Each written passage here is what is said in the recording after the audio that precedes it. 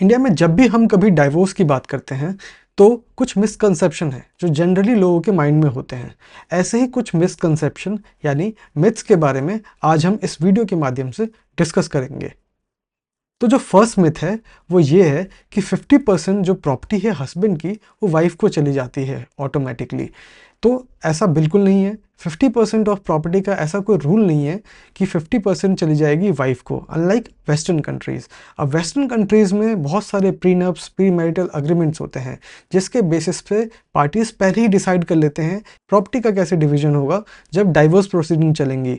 लेकिन इंडिया में ऐसा कोई प्री मैरिटल अग्रीमेंट्स नहीं होता है।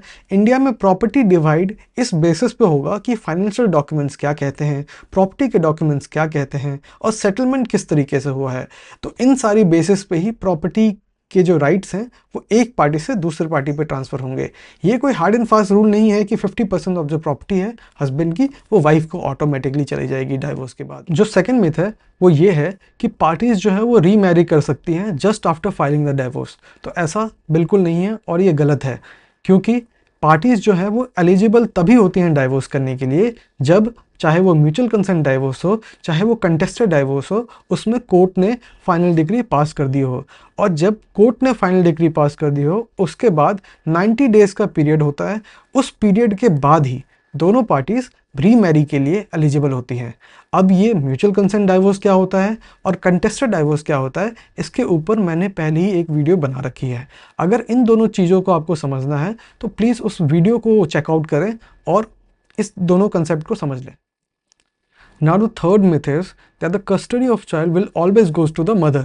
ऐसा बिल्कुल भी नहीं है और ये एक पार्शियल ट्रूथ है कि कस्टडी ऑफ चाइल्ड जो है हमेशा मदर को जाएगी, क्योंकि कोर्ट एक बेसिक प्रिंसिपल है जिसको कंसिडर करती है कस्टडी ग्रांट करते समय, और वो बेसिक प्रिंसिपल है the best interest of the child.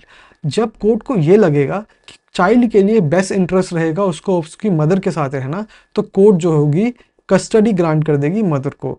लेकिन अगर कोर्ट को ये लगता है कि चाइल्ड के लिए बेस्ट ये होगा कि उसकी कस्टडी फादर को ग्रांट करती जाए, तो ऐसे कंडीशन में जो कोर्ट है वो फादर को कस्टडी ग्रांट कर देती है।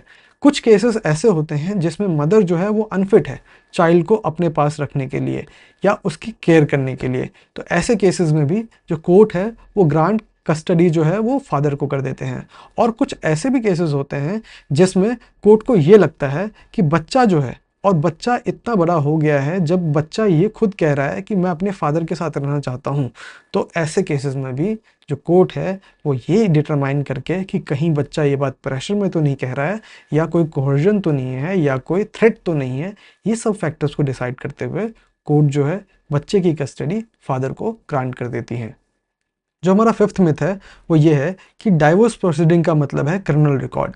तो मैं यहाँ पे क्लैरिफाई करना चाहूँगा कि डाइवोर्स प्रोसीडिंग जो है वो एक टाइप की सिविल प्रोसीडिंग है और सिविल प्रोसीडिंग में कोई क्रिमिनल रिकॉर्ड होने का सवाल ही नहीं होता। अब यहाँ पे एक चीज़ बहुत ही क्लियर करने की ज़रूरत है कि 498 के यदि कोई FIR आपके अगेंस्ट लॉन्च हो जाता है तो ऐसे केसेस में ये क्रिमिनल प्रोसीडिंग बन जाता है।